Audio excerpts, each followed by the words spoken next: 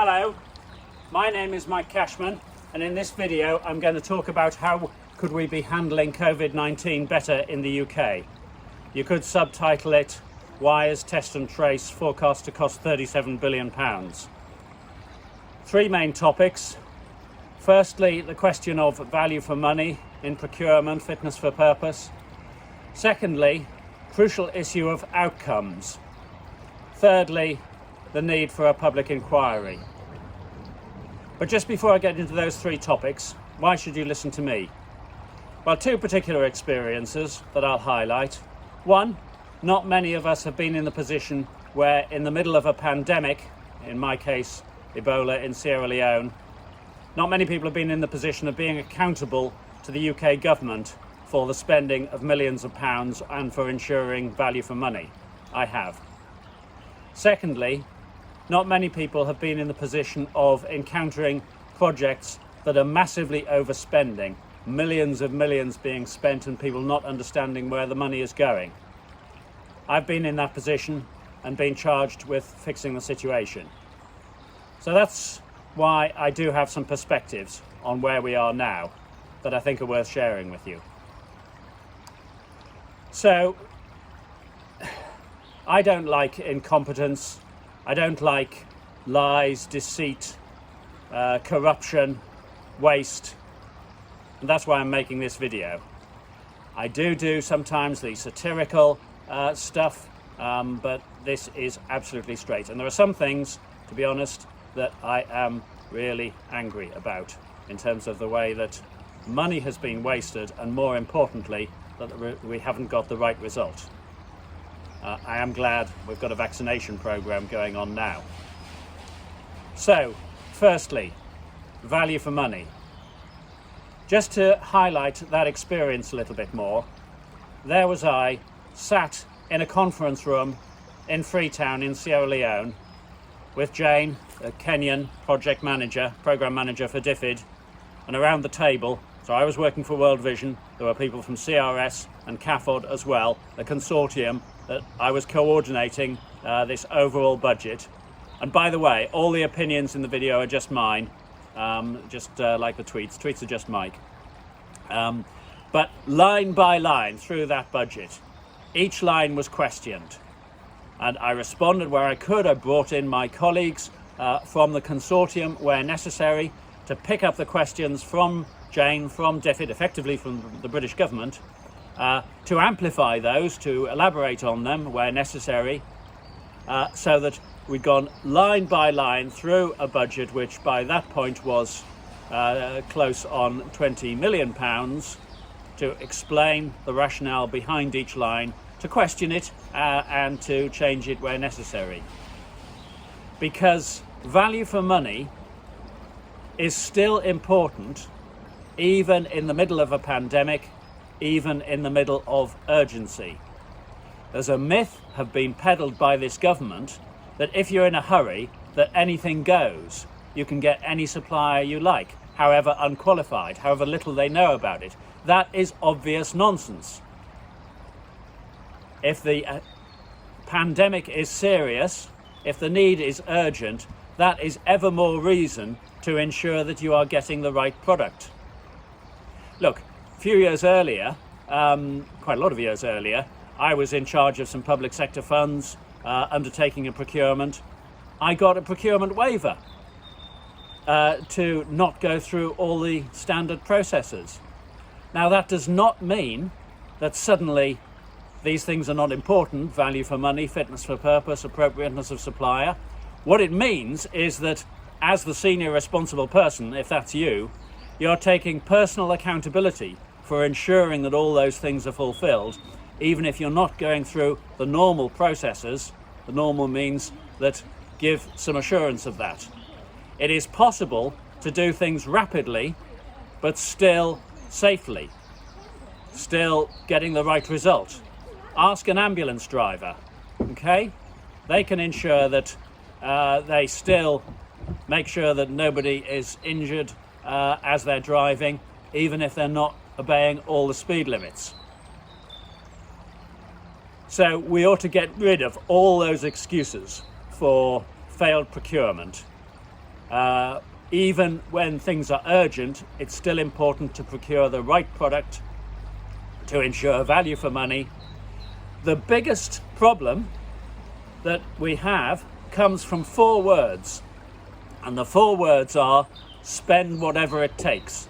Now that sounds enormously emotionally satisfying, but it's strategically unwise. It carries an impression as if, imagine that your house is wrecked and somebody comes in and says, we'll fix this for you, and they pull their credit card out. Spend whatever it takes. It feels good. The trouble is that what's really happening is they're taking your credit card and saying, we'll spend whatever it takes. Now, I'm not disagreeing with a lot of the spending. Furlough scheme was great. But the problem with spend whatever it takes is that it engenders the wrong culture. It tends to lead to waste, poor procurement, and possibly corruption, as we've seen has happened in the UK. Because it encourages the idea that it doesn't matter how much you're spending, or almost the more you're spending, the better. And we can see that in some of the government targets. And I'll get to that in the next section. I read a long time ago, a clever chap called Tom Gilb said, the absolutely worst thing for a project is to be classified as the organisation's most significant, most strategic project. And I thought, that's odd. Surely that really helps for a project. But Tom Gilb's point was, it engenders this culture of it doesn't matter how much you spend. It engenders wastefulness, and I have seen this many times in projects that I have been asked to sort out, where money was being spent hand over fist because it was the most important project for the organisation, and senior management were losing faith. And I ended up in several of those situations. I never set out to do it, but having rescued one significant programme successfully, I tended to get asked to do more. And the problem that you encounter is that financial control has gone out of the window, and other control then tends to go out as well. Procurement control, logistical control. You know, you lose the actual stuff, which is what's happened with PPE, if you don't have sensible accountability. So we shouldn't forget value for money, even during a pandemic.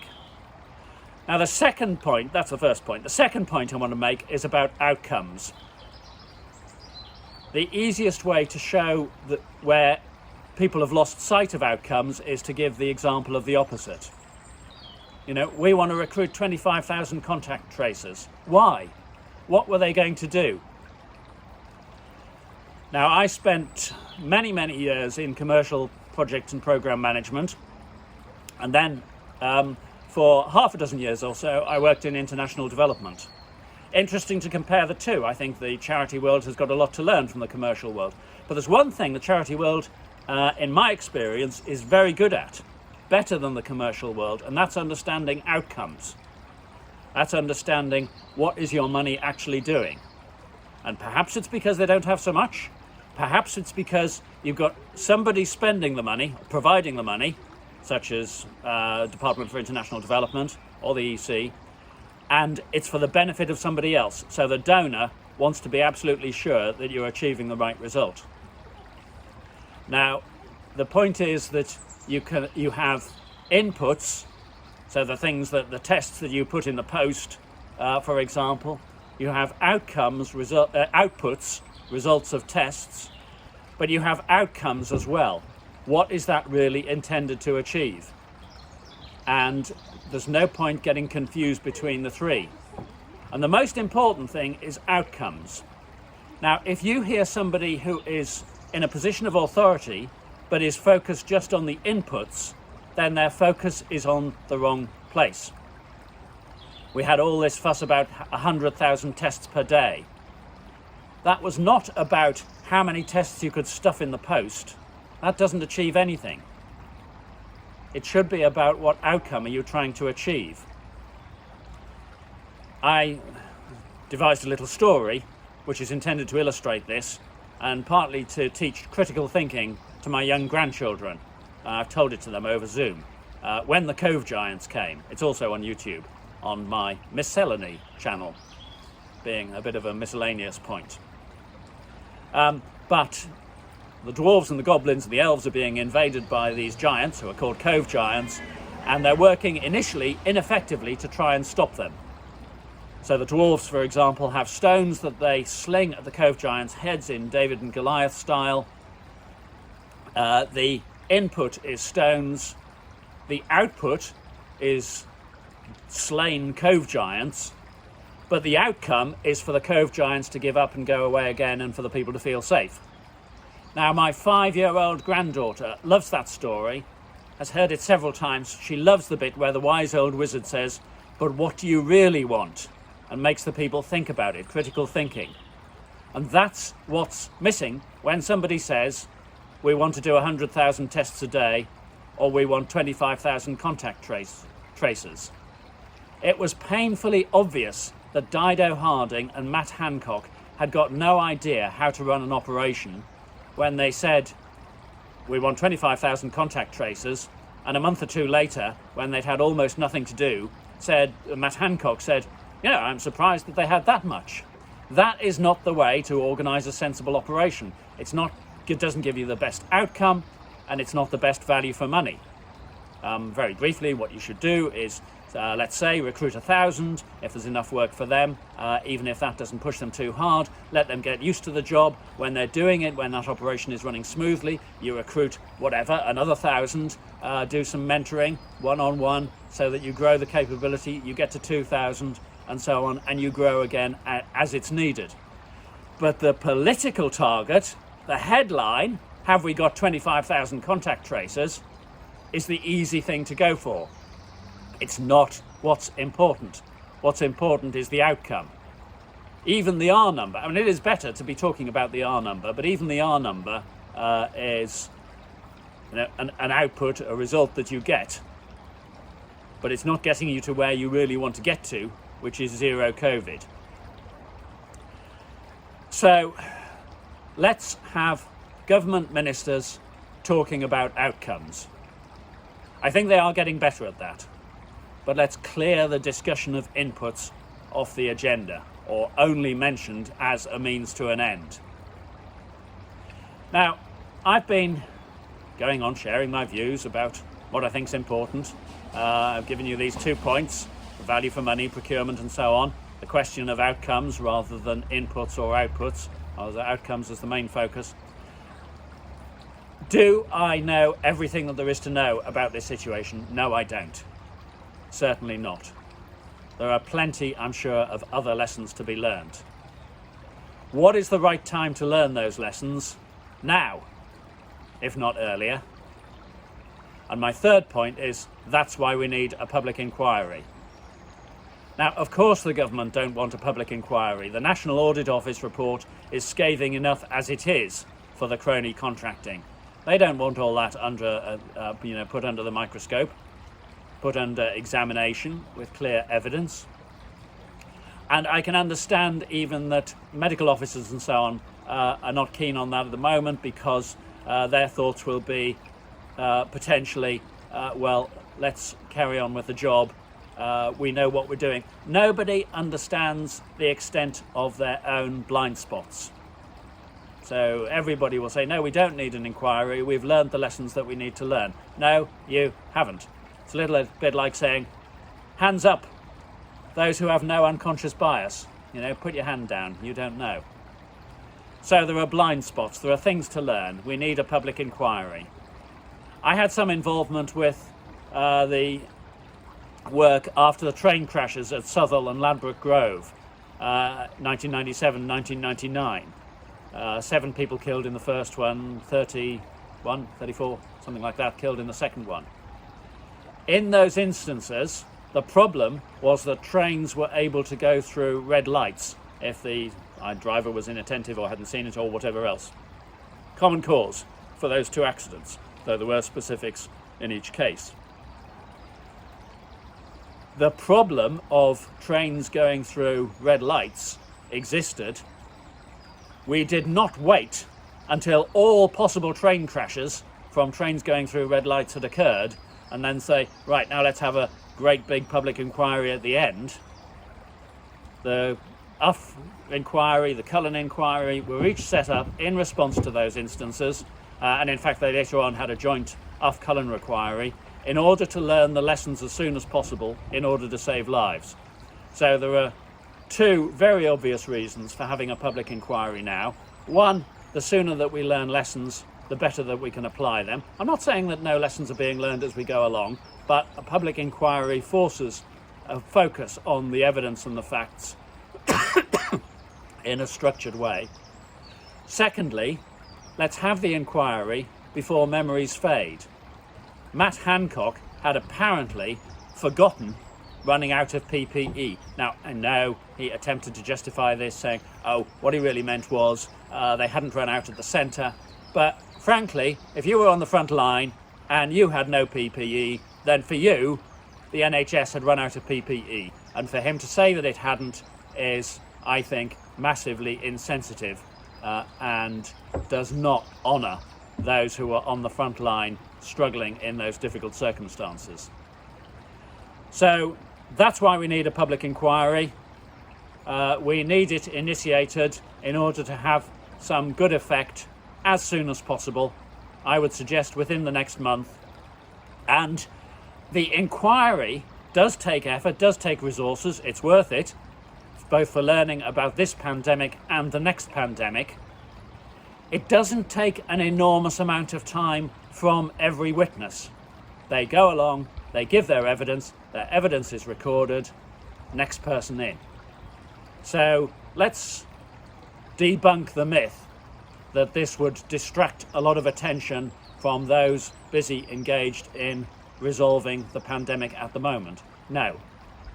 As Stephen Covey said a long time ago, sharpen the saw. So he told this little story, comes across somebody in the woods, sawing away at some logs, not getting very far. Stephen Covey says, have you thought of sharpening the saw? And the man sawing away says, can't you see I'm too busy sawing? I don't have time to stop and sharpen the saw. So in our response to COVID-19, it's time to sharpen the saw. Great things achieved with the vaccination programme. I'm not taking away from any of that, but we are not finished yet. We have not vaccinated everybody. Very few people have their second dose. The vaccine is not 100% effective. I mean, it's very good. I'm very grateful to those at, for example, AstraZeneca in Oxford, who started work on this in January 2020, when the government was saying it's not a problem at all. But Oxford said, yes, it is. Let's stick $1 million in and start developing a vaccine. So I'm grateful to them and to the government for the early purchases of vaccine. But we haven't finished in the UK. We certainly haven't finished in other countries. Certainly haven't finished across the world. This world is not a closed system. If there are unvaccinated people, mutations will develop. They will arrive in the UK. So, good progress in the UK with vaccination. I'm glad to have had my first jab, AstraZeneca, but there's lots more work to do. So let's be prepared to learn some lessons. Let's initiate a public inquiry, as the bereaved families are calling for. Let's do it within the next month. Thank you.